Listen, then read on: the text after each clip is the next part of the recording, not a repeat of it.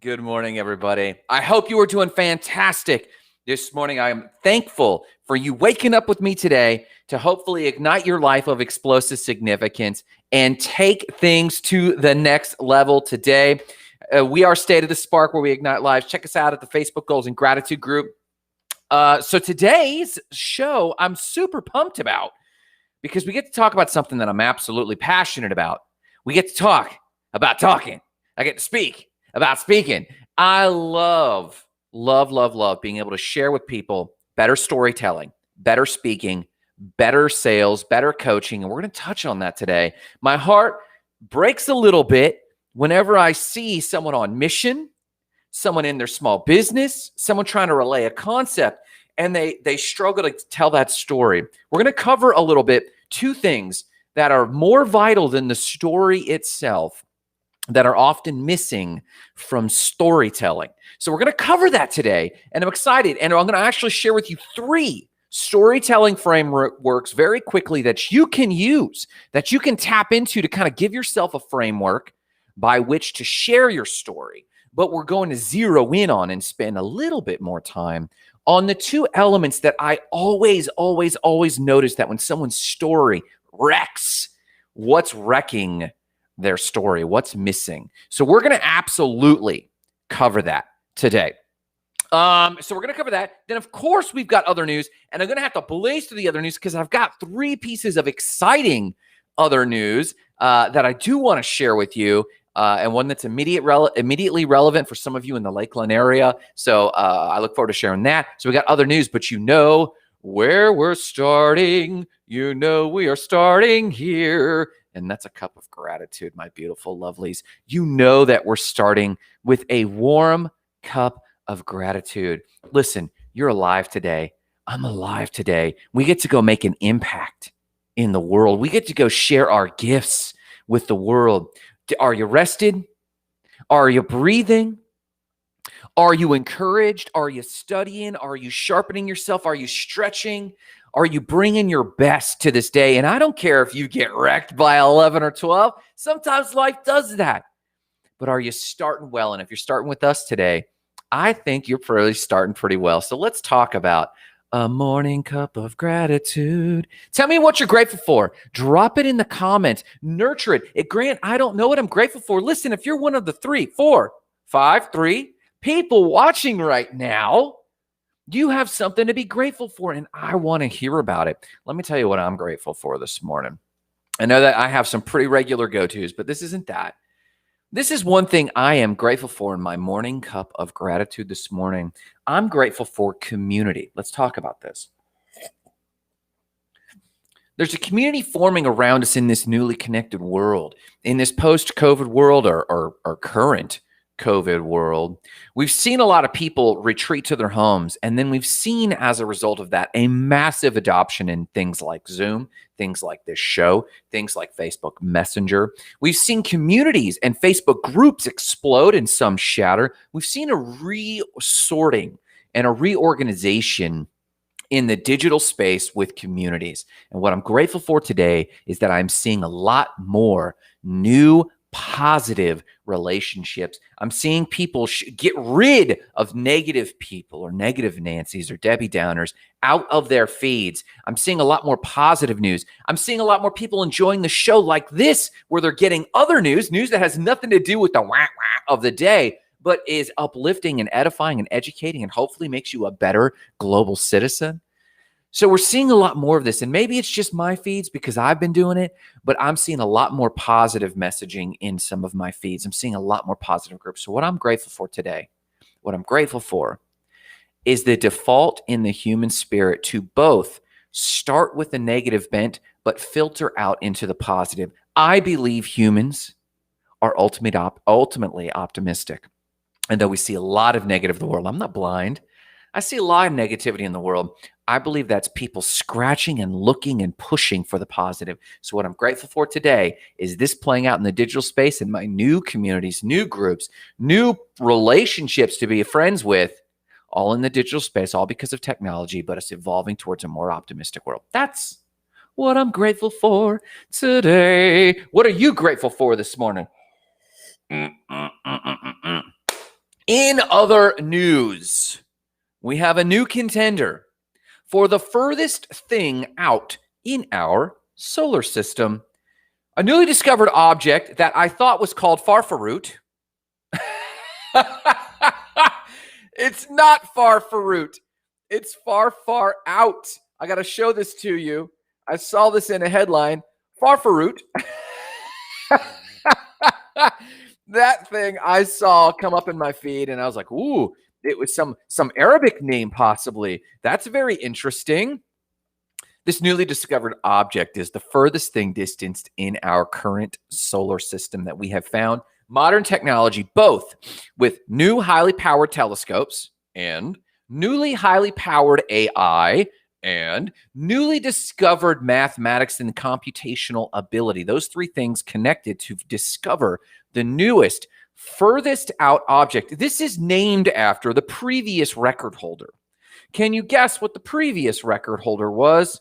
Farout, or as I came to know it, much to my embarrassment, far out. This object is now known as far out. And who's to say that astrophysicists don't have a small sense of humor? Far out is an object roughly 250 miles across, which puts it as a micro-moon or microplanet, similar to what Pluto is. It takes approximately 1,000 years of Earth years for far out to actually do one orbit around the sun. Its own year is about 1,000 Earth years. How far out is this object? It averages 132 astronomical units. What is an astronomical unit? The distance of the Earth to the sun. We use this unit to kind of have a relative distance of the average distance of the Earth to the sun. And when you can say that the far out planetoid is 132 astronomical units out, what you're saying is it's 132 times further from the sun than the Earth is. Now, if you go to Mars, and let's actually look up Mars real quick. Mars, AU, let's look at this. Mars is 1.5 astronomical units from the sun. So Mars is about 50% further from the sun than the Earth is, and the sunlight is already dim that far away. So on the planetoid, far out, it's probably often shrouded mostly in darkness, and the sun from that surface would only stand out barely compared to other stars. Can you imagine always being in darkness like that? It has an elongated orbit where at one point, its closest point to the sun in its elongated orbit is 27 astronomical units, and its furthest distance in its elongated orbit is 175 whopping astronomical units. Yes, that is quite distant. Yes, that is quite cold. You wouldn't want to be there during that winter solstice. That's no bueno.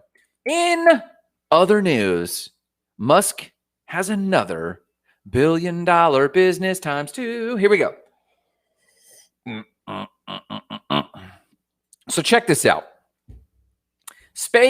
Elon Musk is floating yet another $1 billion IPO. This guy has the Midas engineer's touch.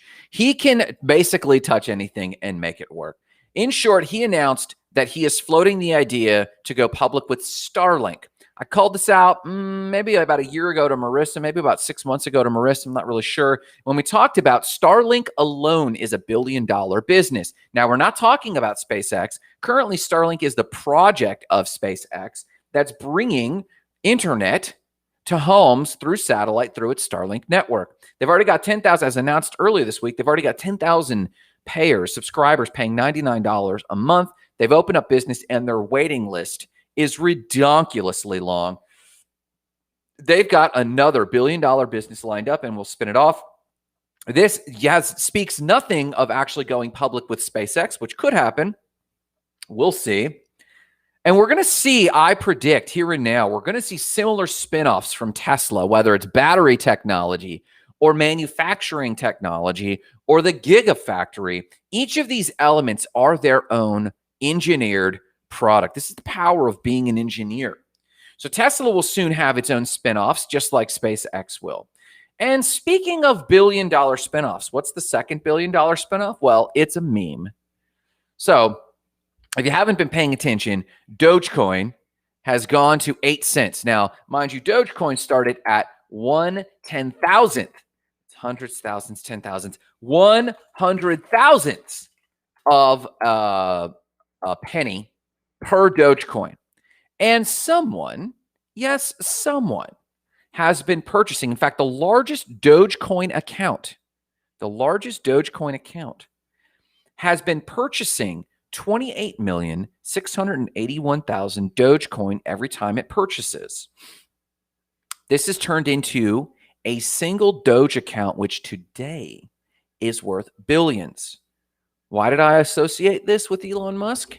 Elon Musk's birthday is on the 28th of June, 1981. 71, 81. We'll have to look it up. It's the same number as the purchase amount every single time of Dogecoin. I actually think it's 28,671.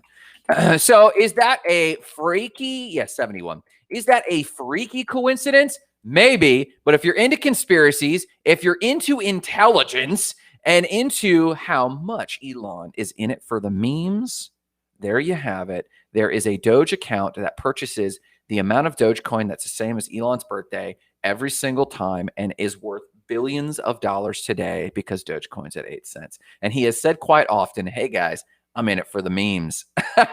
So that's a quick bit of other news. Last but not least, Spark Explorer is having a meetup. That's right.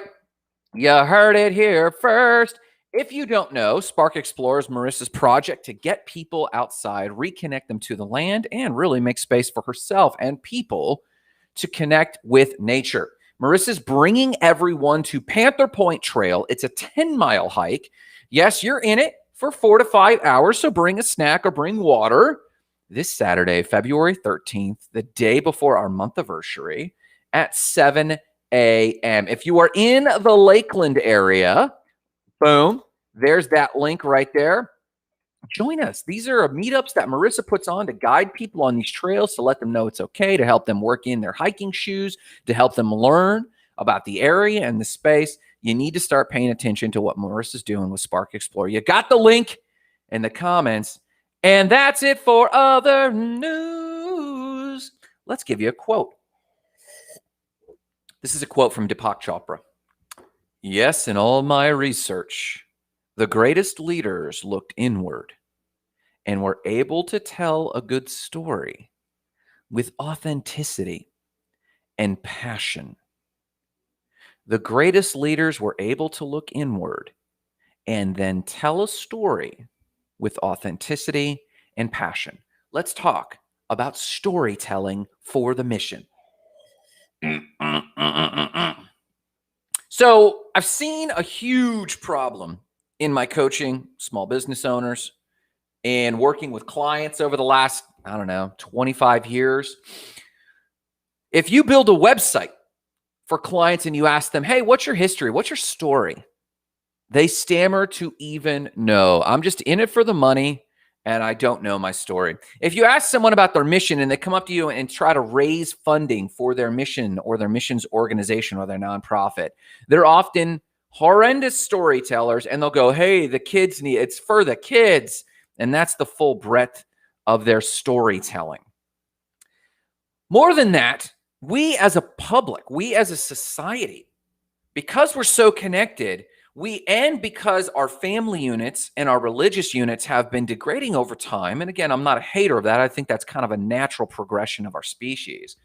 We do have a reduced proximity to good storytelling that affects us immediately. Honestly, I believe this is why we have the rise of Netflix.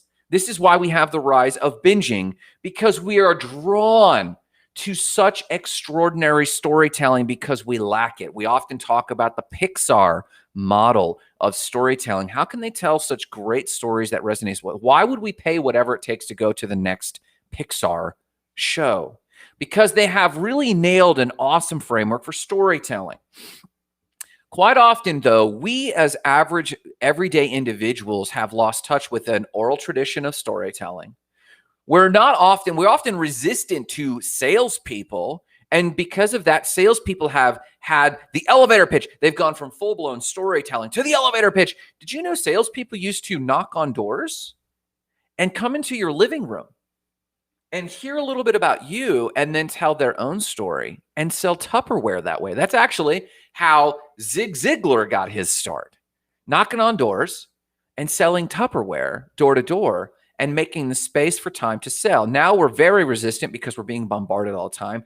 And we've pushed away any sales at all, let alone storytelling. And as such, the pitches have to get micronic. David Patrick says, in business, it's interesting to see how the ability to storytell well aligns to age. And this is partly one thing that on low key, David, I'm getting at. Low key, we're going to talk a little bit about where one of the two missing elements to good storytelling is. Now, I'm going to give you 3 solid frameworks for storytelling. And one of them I use all the time. The other are very kitsch and useful right now. And this isn't just for sales. This is for storytelling. Storytelling to yourself. What is your story? David, actually, if you've ever met David here or in the last 10 years, he's got a phenomenal story. And he's got, and who he is today is a huge testament that he owns his story. I've got my own story. And if you ever wanted to sit down and talk about my own story, Robert Boudreau, who's a frequent visitor with the show, he's a great storyteller.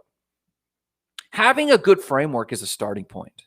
And I'm going to give you 3 solid frameworks that I love, that I really recommend you explore, because the first person you need to be able to tell your story to is yourself. You need to own your story. And whether we're talking about a mission you're on, whether it's igniting lives of explosive significance, whether like Joe Childs, who's a frequent visitor on the show, whether it's him impacting students' lives at universities in Indiana and universities here in Central Florida, whether whatever is your context, David Patrick, he's a salesman and he's selling some really cutting edge technology, but it doesn't matter if you can't story tell. And every time I've met with David, actually, David does what I do. Every time you meet with someone, you experiment with honing your story. And it's totally cool that when David and I talk, he's always kind of talking about what he's working on, but I can tell what he's working on is not just selling me, but he's working on the pitch. He's working on the story. And I do that too. And we've been relegated. People like us have been relegated to either teaching or sales, because people don't have a context for storytelling today, or nonprofit work. But the people in nonprofit work, quite often I've discovered they're overly impassioned about their work, but it gets locked in their brain and they don't have a good framework. So we're going to talk. I'm going to give you 3 quick frameworks for storytelling, not sales, storytelling. And it will touch on sales. It will touch on personal development. It will touch on marketing. But then I'm going to tell you what I think are the 2 missing elements. So let's move with this. And David, we're going to circle back to this thought that how storytelling well aligns with age. And I look forward to the day that I have more gray hair, because I think storytelling starts to bear quite a bit of weight at that time. Let me give you the 3 frameworks that I absolutely support. And I just thought of a 4th one that I'm going to throw in here that I absolutely believe you need to capture for good storytelling. Let's touch on this. A personal development framework you cannot ignore. Joe Child says he also learned storytelling from his lovely sister, Nancy Duarte. And Joe, if you have a link, this is Dr. Joe Childs. He posted on the comment. Let me drop this in. He also learned storytelling from Nancy Duarte. I believe this is his sister, if I recall correctly. Joe, if you have a link to either her design book or her framework for storytelling, drop that in the comments, please. I think we would all learn deeply from her experience with storytelling. So very quickly, let me give you the 3 frameworks. We're not going to linger on these. I'm going to give them to you in order that you Google them and look them up, because I highly believe in them. Number 1, personal development. Please check out Joseph Campbell's The Hero's Journey. If you've been with me for more than 2 coffee appointments, I have brought this up in some context or another. It covers the 3 macro cycles: departure, initiation, return, and has 17 milestones in there for a personal development journey. If you are journaling, if you are trying to figure out where you're at or the season you're in as it pertains to your mission, your calling, your purpose on the planet, please check out the hero's journey. He was a consultant, and his teaching significantly impacted George Lucas, who wrote, of course, the initial Star Wars. And aside from how people think that storytelling has gone of late, it started with quite an epic story arc. In fact, this is such an important story framework of personal mythos and mythos that resonates with what I call the Christological story, the monomyth, it's called. Joseph Campbell was a mythologist, and this gained so much traction that they call it the only story ever told. So go Google the Wikipedia article on Hero's Journey. It's also known as the monomyth. And it is an extraordinary framework for personal storytelling, how you tell your story to yourself, your personal story to yourself and to others. This is so important that I start every book, fiction or nonfiction, with the hero's journey. Joe Childs followed up, and thank you, sir. It's in the comments. Duarte.com data story. This is in the comments. This is powerful. You're getting this from Dr. Joe Childs, who is a world-class educator in ed tech and entrepreneurial individual. And his sister from the Duarte group is also world-class in what they do in design and design thinking, implementations. Check out Data Story from Joe Childs. This is huge. I'm gonna pick over this all day today, Joe. Thank you for that. So check this out, guys. World-class right there. So the 3 frameworks: number 1, hero's journey. Number 2, here's your sales framework. It's called problem, agitate, solve. Problem, agitate, solve. You begin with a problem that your potential client has a framework with. Like in David Patrick's example, he does have what I would consider a cutting edge technology. So the problem is this, that every one of his potential clients have. The problem is, are you sick and tired of not having qualified leads? Absolutely. That's problem. Agitate is this. What's going on today is Apple and iOS are absolutely removing the ability to even use the normal digital marketing top-end funnels. And in the next coming months, you're going to see a dramatic reduction in the ability to target any of your ads. So now, if you thought you were shooting fish in a barrel or throwing stuff against the wall, it's going to get worse in the next 3 months. Problem, agitate. Solve. David Patrick has a solution that he can actually target someone's actual phone while still obeying the information privacy laws and target them with a specific targeted ad that that dollar is going exactly to that person's behavior.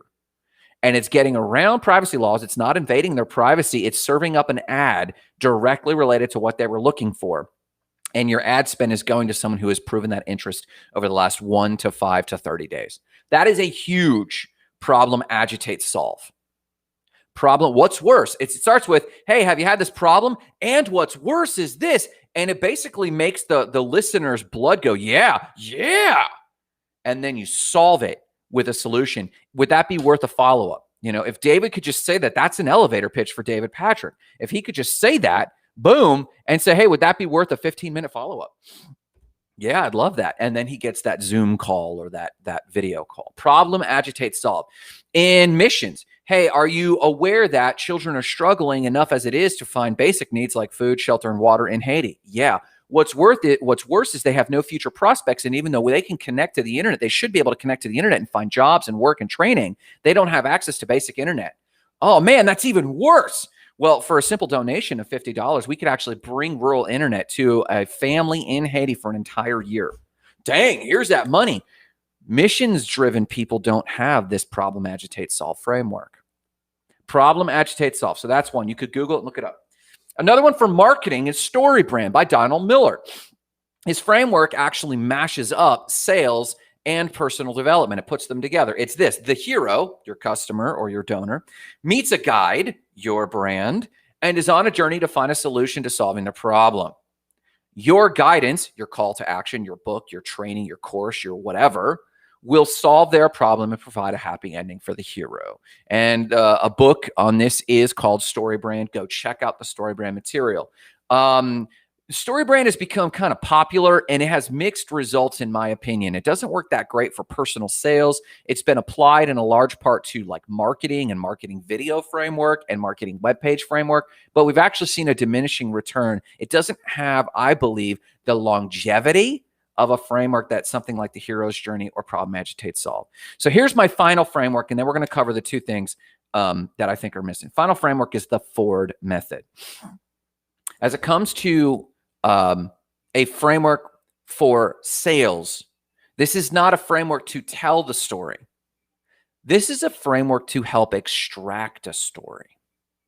Because as I said, there's a major problem in if whether it's Dr. Joe Childs helping students or helping educators draw out their story, whether it's David helping his clients communicate their own story, because they have a story. And in a sales relationship, it should be two people sharing stories, which is similar. Like in a faith construct, I always say this about some of the faith groups I've been a part of. Hey, before we start sharing theologies, could we start sharing testimonies?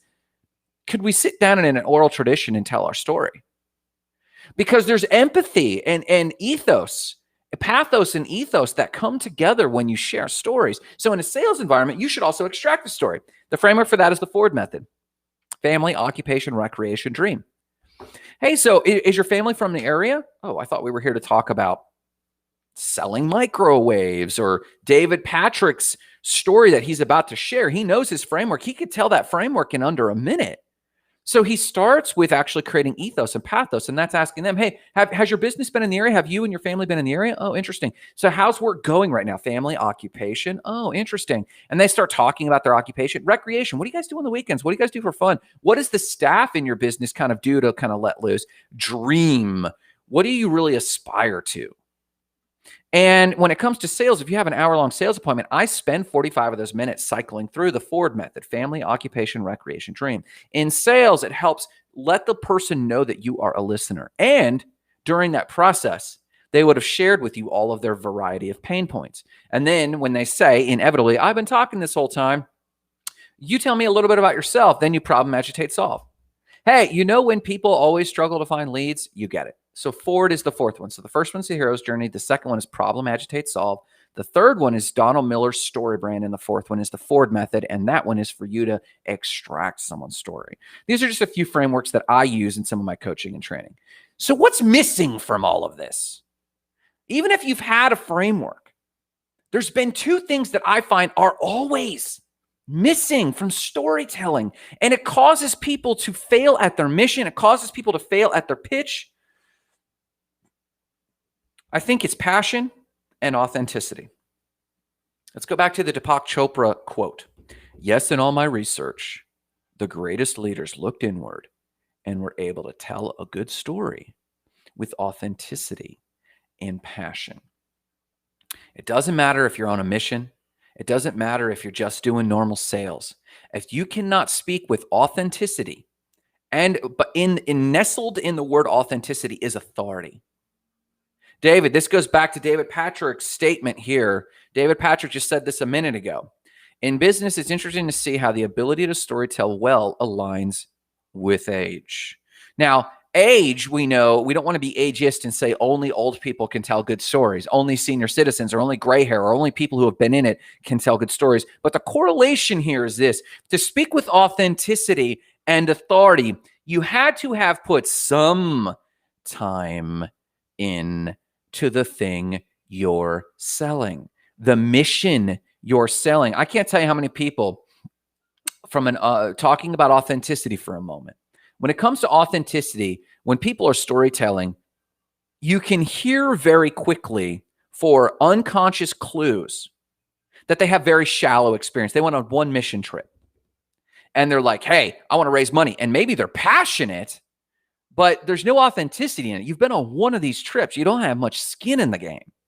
And there's little clues that come up, whether it's posture or tone or immaturity that comes across. You can tell very quickly that there's no authenticity, no authority that they know how to get across their point. And in their storytelling, the storytelling itself becomes very shallow. They have just enough experience to share it on social media or Instagram. And whoa, you're living a novel life. I want to live the novel life you are. I want to participate. And if I can't go to the mission field with you, I'd at least throw $50 at you. That's where most sales happens these days. And I call this shallow sales. This happens because we probably just want the person to be quiet because they're such a bad. Have you ever been in a pitch for a nonprofit, faith-based or not, that was so bad that you wanted to just donate to get out of there? That could be a strategy because the storytelling, their only job is to loop you in emotionally. And as it comes to this authority component, they're also supposed to convince you they at least have a basic level of competence to fulfill the mission. You don't want to just feel like you're throwing your donation away.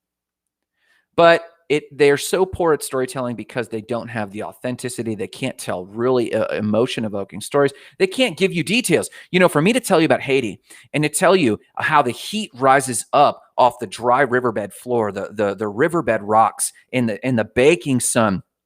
During rainy season, it's a river, but during dry season in the winter, the sun just bakes off of these. And when you drive across them, the heat radiates off them. You can feel it on your chin. And then once you get out of the dry riverbed and cross under into the valley to the village of Kenskoff, or the area where we're at, Shofar, the people start to come out and the humidity returns because the baking of the hot rocks goes away and there's relief from the jungle. And then you can start to hear the voices of the people marching down the reddish dirt hillside. Let me tell you about authority. The story I am evoking there comes from the fact that I have spent years in Haiti. I know what it's like to bite into a banana that's too green and it's so tart and it comes across your mouth. I know what it's like to see them bake those bananas and then put peanut butter on them because it's literally the most nutrient-dense thing they have, and how salty and good that is on a hot day after it's rained.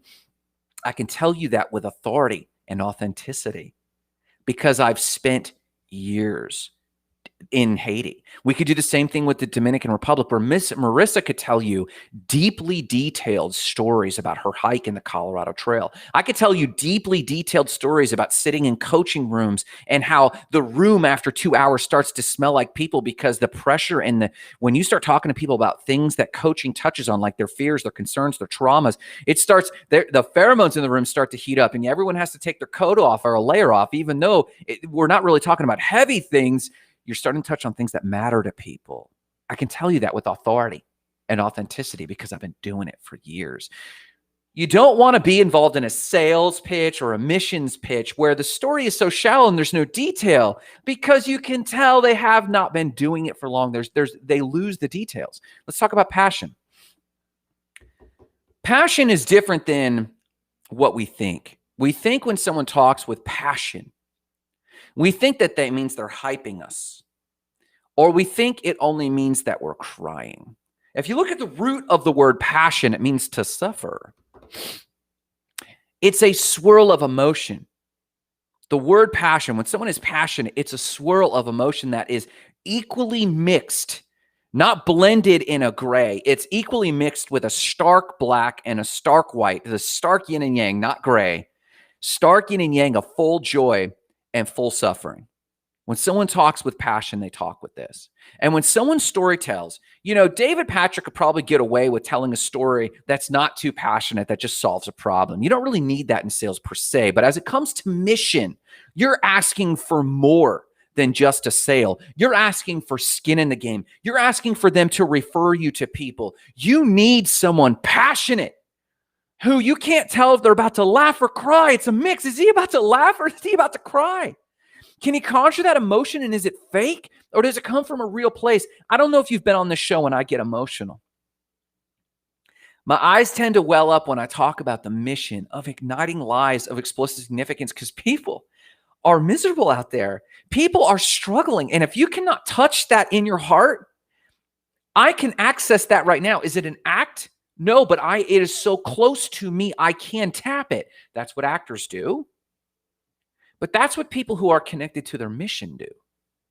Is Grant about to cry or is he about to smile? I can't tell which. And you're on the edge of your seat suddenly. See what I did with my shoulders? I'm in the story. of what's Grant going to deliver next because I'm close to the mission. Yes, we might be talking about sales. Yes, we might be. Why? Because you have dreams and these things like bad sales are getting in the way. You want to travel the world. You want to impact your future kids. And you can't build up that business the way you want. I feel that. Passion is this swirl. It's not just the roo-roo excitement of some kid who just went to the missions trip for the first time. It's this swirl of something that's pervasive. And you should be able to be in that one room, reject that donation, and come back 3 weeks later, and that person still talk with the same level of passion.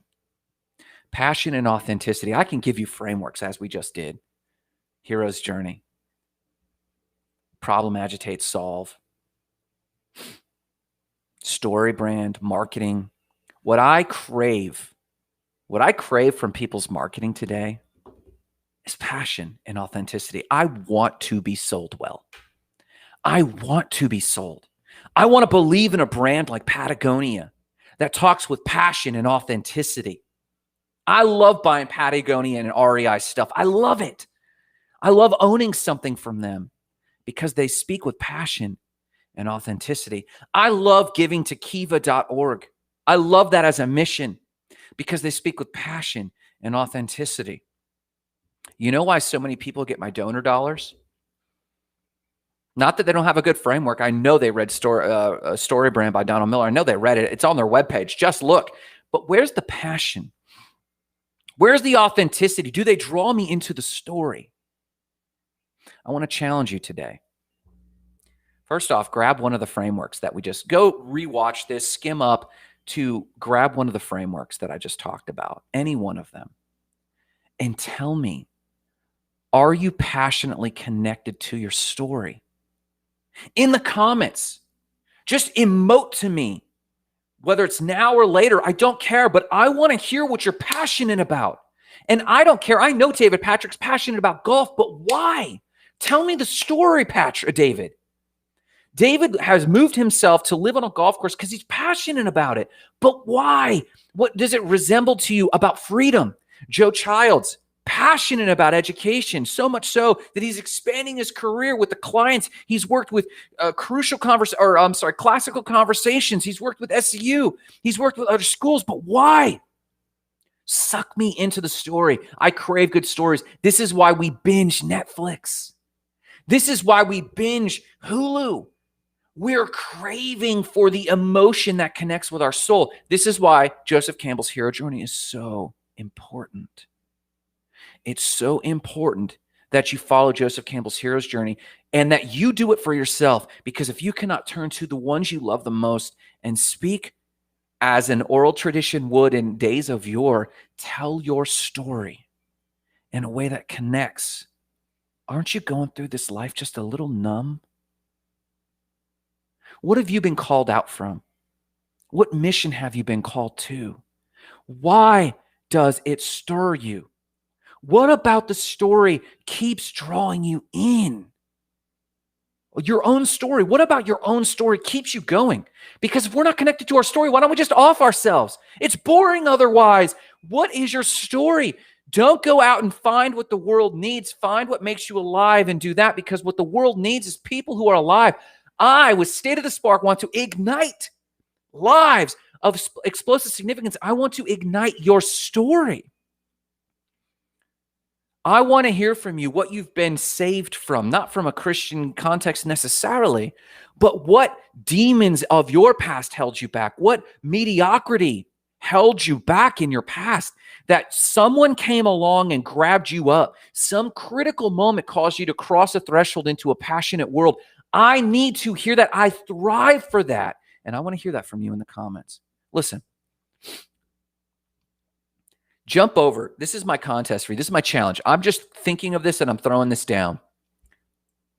Join the Facebook Goals and Gratitude group, and the person who tells me the best story by video, the best story with passion and authenticity, I will send you $100. Join the Facebook Goals and Gratitude group. To those who watch the show, you know I'm good for it. Sometimes I'm slow to get you your stuff, but as it comes to the reward, I'm always diligent. Join and tell a friend. I want to hear your story because you need to own your story, because your story is empowering and it will help you overcome the villains of your day. I want to know what you mean by this, Joe. You are a demonstrably passionate storyteller. Yes. I love it. And that's my gift to the world, Joe. And I want to offer it to you guys. Let me encourage you. Join the Facebook Goals and Gratitude group. Go over there and tell me your story. The best story, the best attempt at telling that story will get $100. Share it with a friend. Listen, I love you guys. I'm going to go spend time with my lovely bride and have a killer day. Thank you for sharing your morning with me. It honors me that you share your morning with me. I hope we touched on something important to you. I would not speak about this stuff if I did not think it was important to your journey. Remember the mission today: igniting lives of explosive significance, starting with your own. Have a great day.